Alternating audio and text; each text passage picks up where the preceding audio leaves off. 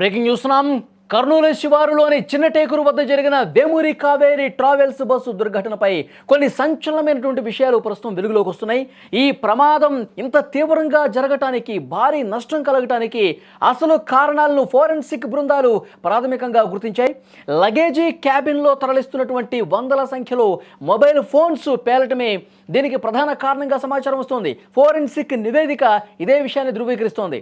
Bus బైకును ఢీకొట్టిన తర్వాత bike పెట్రోల్లో tank నుంచి ఆ మూత ఊడిపోయి పెట్రోల్ లీక్ అవటం, ఒక్కసారిగా ఆ బైక్ కిందకి వెళ్ళిపోయిన తర్వాత కొంత దూరం పాటు అట్లా రాసుకుంటూ తీసుకువెళ్ళటం, ఆ సమయంలో మంటలు చెలరేగటం, ఆల్రెడీ ఆ బైక్ సంబంధించి కూడా ఆ మూత ఊడిపోవడంతో పెట్రోల్ లీక్ అవడంతో ఆ మంటలు అంటుకుని పూర్తిగా బస్సు తగలబడేటువంటి పరిస్థితి ఉంది. ఈ మంటలు ముందుగా లగేజీ క్యాబిన్కి అందుకున్నాయి. లగేజీ క్యాబిన్కి అంటుకుంటే ఆ లగేజీ క్యాబిన్లో 400కు పైగా మొబైల్ ఫోన్లతో కూడినటువంటి ఒక పార్సల్ ఉంది. మంటల నుంచి అధిక వేడి కారణంగా ఆ ఫోన్ల బ్యాటరీలన్నీ ఒక్కసారిగా పేలిపోయినటువంటి పరిస్థితి ఉంది. మనం నిన్న ఈ ప్రమాదం జరిగిన తర్వాత బయటపడ్డ ప్రయాణికులు కొంతమంది కూడా ఇదే విషయాన్ని చెప్పారు. ఒక భారీ శబ్దం వచ్చింది, ఆ శబ్దాన్ని మేమందరం కూడా గమనించామని కూడా సేఫ్గా బయటపడ్డ వాళ్ళు చెప్పినటువంటి పరిస్థితి ఉంది. అంటే లగేజీ క్యాబిన్లో ఉన్నటువంటి వందల కొద్ది ఫోన్లు ఒక్కసారిగా బ్లాస్ట్ అయిపోవటం వల్ల ఈ ప్రమాదం ఇంత తీవ్రంగా జరగడానికి అవకాశం ఏర్పడింది. ఎందుకంటే ఆ 400 మొబైల్ ఫోన్లలో ఆ మొబైల్ ఫోన్లకి ముందు ప్లాస్టిక్ ఉంటుంది.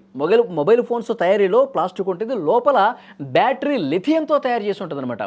లిథియం ఒక్కసారిగా మంటల్లో తగిలితే, ఆ వేడి తగిలితే పేలిపోతుంది. అలా ఒకటి కాదు, రెండు కాదు, 400కు పైగా ఫోన్లు ఒక్కసారిగా పేలిపోయిందంటే ఒక్కసారి మీరు స్క్రీన్ మీద చూడొచ్చు. ఎల్లో కలర్ బాక్సెస్ అన్నీ కూడా మొబైల్ ఫోన్స్ ఉన్నటువంటి లగేజీ. మొత్తం 400 ఫోన్లు అందులో ఉన్నాయి. మొత్తం చాలా వరకు దాదాపు 99% ఆ మొబైల్ ఫోన్లన్నీ కూడా కాలిపోయినటువంటి పరిస్థితి ఉంది. ఆ ప్రైవేటు బస్సు ఆ లగేజీ క్యాబిన్ ఏదైతే ఉందో ఆ క్యాబిన్లో ఈ పార్సల్ ఉంది. ముందుగా ఈ పార్సల్కే ఇవన్నీ కూడా అంటుకున్నటువంటి పరిస్థితి ఉంది. ఒక్కసారిగా పేలిపోవడంతో మొబైల్ ఫోన్స్ అన్నీ కూడా పెద్ద ఎత్తున బ్లాస్ట్ వచ్చి ఆ మంటలన్నీ కూడా ఆ లగేజీ క్యాబిన్ పైన ఉన్నటువంటి ప్రయాణికుల వరకు వెళ్ళాయి. ఆ లగేజీ క్యాబిన్ పైన ఎవరైతే సీట్లలో కూర్చున్నారో వాళ్ళకి మంటలు అంటుకుని త్వరగా వ్యాపించాయి. వాళ్ళు ఎటు కదలలేని పరిస్థితి ఏర్పడింది, వారు తప్పించుకోలేని పరిస్థితి ఏర్పడింది. అందుకే ఆ లగేజీ క్యాబిన్ ఉన్నటువంటి భాగంలో, ముందు భాగంలో ప్రయాణికులు ఎక్కువగా చనిపోయారు.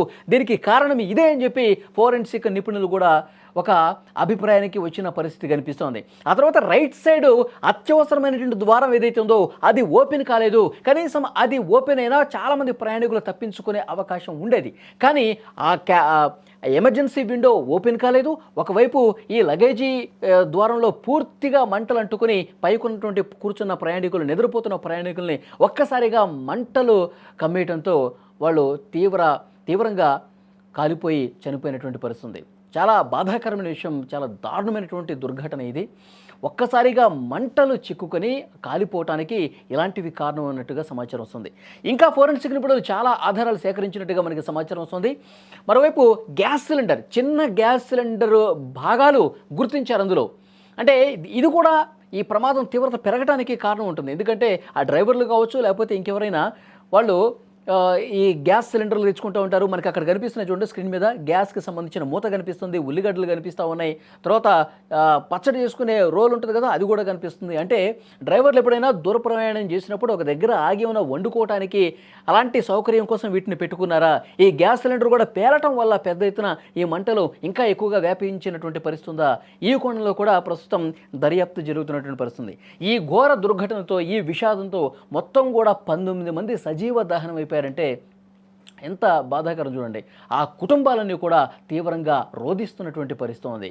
మంటలు అంటుకోగానే డ్రైవరు అదేవిధంగా పోనిచ్చాడండి, కొంత దూరం పోనిచ్చాడు. లేదంటే కనుక బైక్ని ఢీ కొట్టిన తర్వాత ఒక్కసారిగా ఆగుంటే, ఆ శబ్దం వచ్చినప్పుడన్నా ఒక్కసారిగా ఆపుంటే అతనికి అర్థమయ్యేది.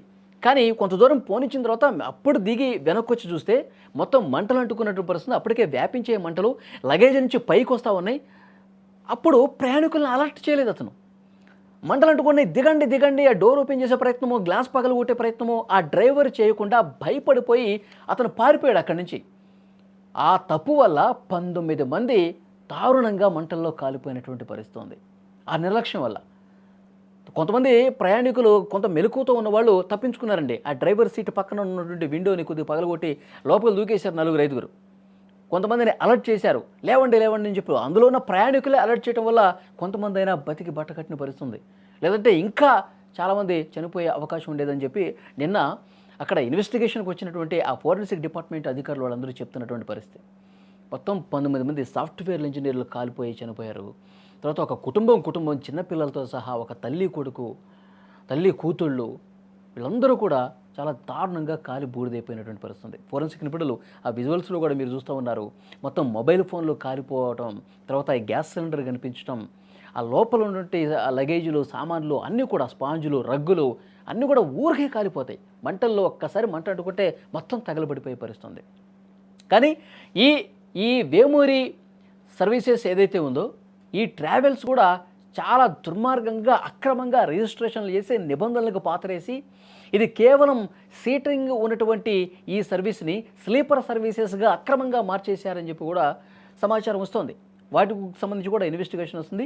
ఈ ట్రావెల్స్ని పూర్తిగా బ్యాన్ చేసే విధంగా ప్రభుత్వం కూడా చర్యలు తీసుకుంటున్నారు. అలాగే ప్రైవేట్ ట్రావెల్స్ ఎవరైతే నిబంధనలకు వ్యతిరేకంగా చేస్తూ ఉన్నారో అసలు లగేజీలు ఈ స్థాయిలో కేవలం లగేజ్ అంటే ఏముండాలండి, బట్టలు ఉండాలి, లేకపోతే చిన్న చిన్న సామాగ్రి ఉండాలి అంతే.